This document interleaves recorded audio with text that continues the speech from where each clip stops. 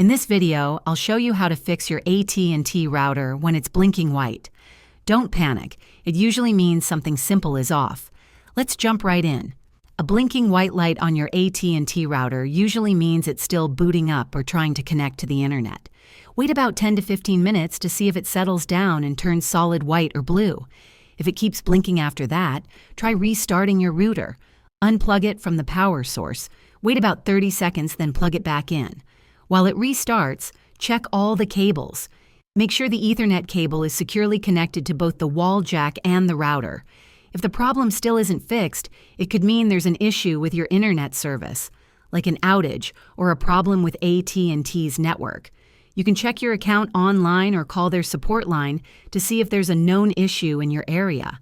Quick tip: if restarting doesn't help and the light keeps blinking, resetting the router to factory settings might do the trick. Just keep in mind that we'll erase any custom settings. If this helped you out, hit like and subscribe for more quick tech and router fixes. See you next time.